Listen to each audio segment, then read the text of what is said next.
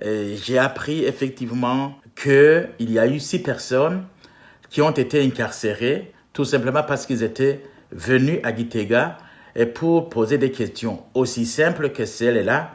Où sont allés les leurs qui étaient dans cette prison officiellement? Et la réaction des policiers est comme tout brutale et ça a été de les emprisonner. Alors qu'ils avaient raison de poser cette question. Au lieu de répondre à la question qui leur était posée, ils ont passé à l'arrêt de ces gens-là.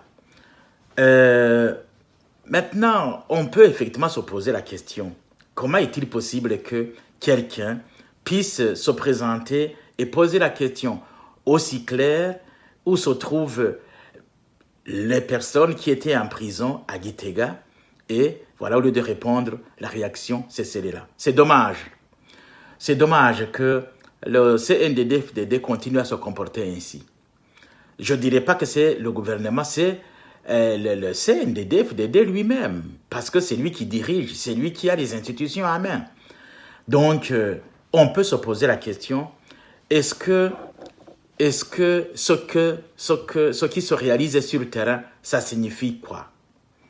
Au-delà de l'emprisonnement, on voit des comportements bizarres sur le terrain. Et je viens d'apprendre qu'il y a une maman qui a été battue à mort, dilapidée tout simplement parce qu'elle était accusée de sorcellerie. Maintenant, qui est-ce qui a prouvé que c'était vrai? Personne.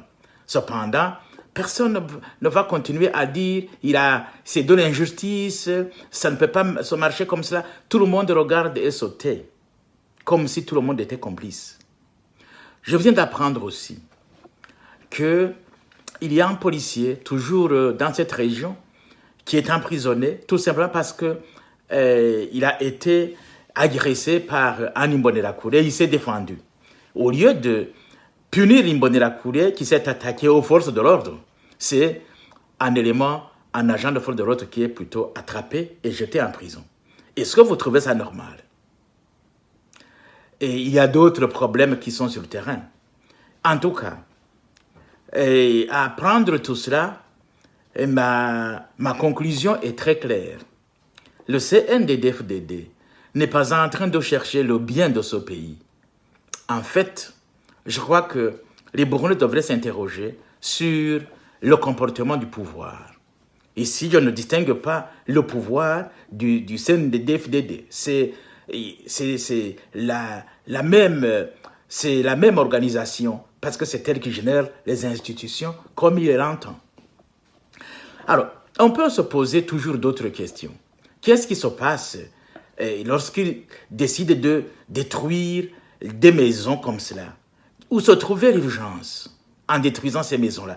Qu'est-ce qu'ils allaient perdre immédiatement s'ils n'avaient pas détruit ces maisons? Rien. Et là, on peut se poser justement toujours des questions. Pourquoi ce comportement? C'est là où je dis que finalement, que les Burundais comprennent que nous avons un très mauvais pouvoir. Et que ce pouvoir n'est pas à mesure de changer. Ça fait plus de 10 ans que j'ai dit que ce pouvoir changera ou sera changé. Maintenant, des Burundais continuent à observer. Il y aura un moment. Parce que un homme, ce n'est pas comme un ballon qu'on peut continuer à presser jusqu'à l'infini. À un moment donné, il réagit. Et je sais que ces Burundais réagiront. Je demanderai à ces pouvoirs de ne pas continuer à les provoquer, parce que ça devient inacceptable.